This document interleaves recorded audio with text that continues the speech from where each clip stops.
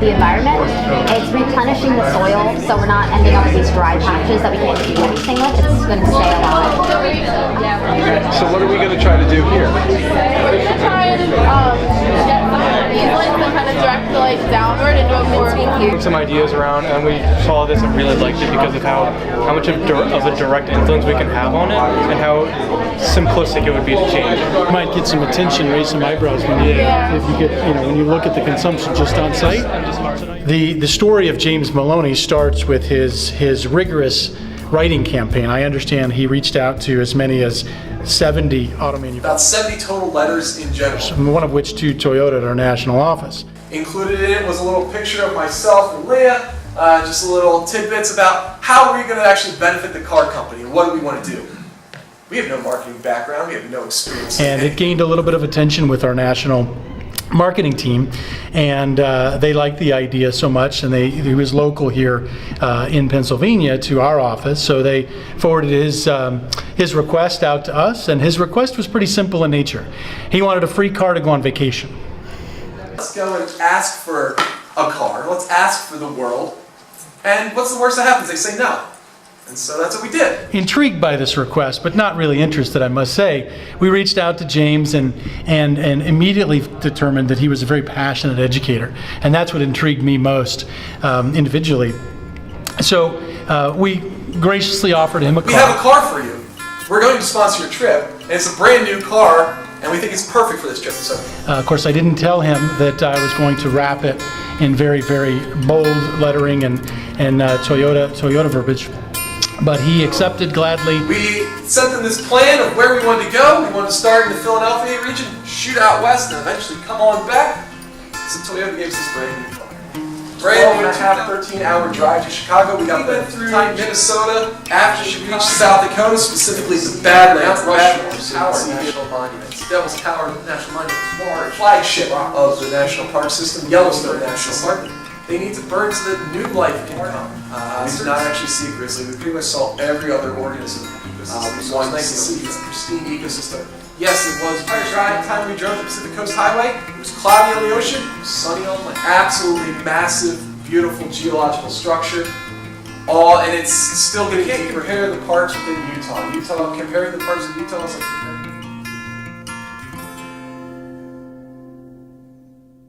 Phase 2 of this, my challenge to James, was beyond his funding his summer vacation. I was very interested in his energy as an educator and how we might be able to challenge the students. Come up with different projects and things that they can do. And I want them to take those themes of the trip, and I want them to relate them to the curriculum. I was like, oh, they haven't really learned the curriculum yet, but you know what, I'm going to challenge them. I'm going to see what they can do. And that's what we once did. we knew that he had AP kids, I thought that they would really rally around this type of an idea. And he said he would entertain that. And what we see out in the hallway is a product of that. I'm super excited to see these ideas come to final fruition. Came up with these themes. I talked to my students about the trip. Here are some big themes that I saw.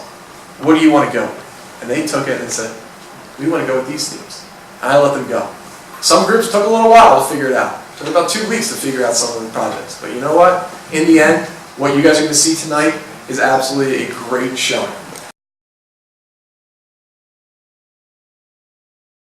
It's going to be done. It's going to be used in our well, it's just your number. economics classes, and also it's going to be done in the food pantry. They're going to have to research it, apply it to the curriculum, and show why it's going to be beneficial to the curriculum. And then they're going to have to go and get all the district approvals and budget everything out and do all the step-by-step processing. It's like we could honestly be kind of expensive because you think like you have to set up like the whole station. It's like Actually pitched an idea of recycling to me, so they probably want to increase campus recycling, maybe through commingling recycling or separating our recyclables. A sustainable agriculture activity, so it looks of hoop house, maybe with some raised bed gardens, which we could expand them to a community garden, donations to food pantries. Light pollution, they want to address potential excess lighting on campus. Most of the time when school isn't in session, some lights are on that don't need to be. So what we're thinking is putting up a motion sensor and have them turn off when they need to be off and then on when people are walking by them. We're trying to get a feel of how many lights actually need to be on and don't need to be on at all times, so we can figure out how many actual sensors we need. carbon sequestering through tree plantings, so the beautification of campus. A lot of our sidewalks are barren, so we can put some flowering trees there. We're trying to plant flowering dogwoods or other like flowering trees around the school to make it like look more pleasant. And then renewable energies, which probably won't be able to afford with this grant, but at least establishes a baseline for future grants applications.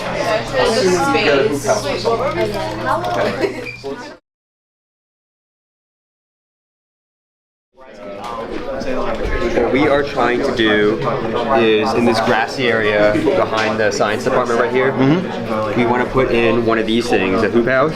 Okay. And basically we will be growing, we'll put in soil and we'll be growing like various crops throughout the year, and it'll be maintained by the environmental science classes and like the nature clubs and them. The students have been working on their projects now for a couple days. They've worked on it in class for a little while, and today what we're doing is we're trying to get that final approval from administration to actually go forward with the project. So we want to make sure our projects are approved, projects do not interfere with anything else going on in school grounds, and maybe utilize some of our school resources to help finalize our project. And it will help like keep all the light, all this excess light. They given you the description of said equipment that we need and prices and all that? Yeah, we've got the budget. We have the budget laid out. You have a budget laid out already for that? Okay, how much space does this take up? It's about a 55-gallon thing. Sounds you're off to a good start. Any other problems? Just your teacher can email me and I can get back to you. All right. Wish you a lot of luck. Thank you.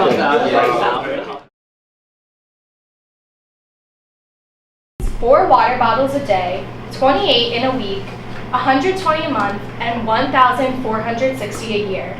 This amounts to 115,340 plastic water bottles in an average person's lifetime. Now I know we don't all follow this to a T, but it shows how plastic bottles can accumulate over time. This is a huge problem, and we are here to attempt to fix it. Hi, my name is Gari Mangala, and I'm working to build a hoop house and raised bed gardens at Neshaminy High School. Mr. Maloney was very passionate about creating a hoop house at Neshaminy to introduce sustainable practices into our agriculture rather than just the industrial practices that are hurting the environment. When my group heard about this project, we got really excited and decided to go on with it. I'm Vince Capoli. I'm a senior here at Neshaminy High School. Our project for our Toyota presentation is about trout in the classroom. It's a project that is co-funded by the Pennsylvania Fish Commission and Trout Unlimited. So our first project idea was to work with solar power, set up a solar powered charging station. We realized that it wasn't too feasible with our current setup and everything. It took us a couple weeks to figure out what we wanted to do. The main issue was kind of fitting our ideas into the budget range. However, when we talked to administration and a few of the other faculty members at Neshaminy, we learned how animals and vandalists could probably get to it and make it look not so pretty. So we decided to move the hoop house into the art courtyard as well and create a nice environmentally friendly environment in the art courtyard. Past that, the other things that we had to change were we thought we were going to get it donated, and that didn't seem to work out so well, so we had to add that into the budget. But other than that, most of it has stayed the same.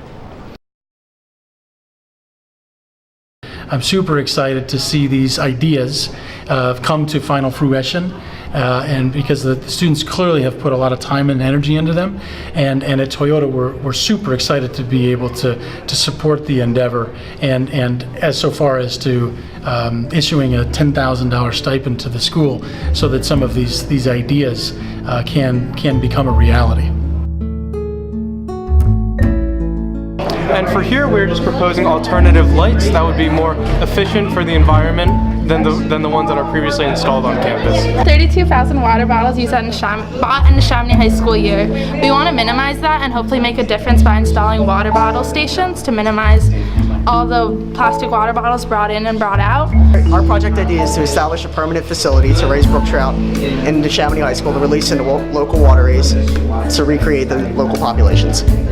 And we want to establish a sustainable agriculture basis in the middle of Neshaminy High School. We're going to do this by creating a greenhouse-like structure called the hoop house and some raised bed gardens to create fresh crops that we can provide throughout our community, and also to teach our school that industrial agriculture is not the only option. We can be green and get our crops out.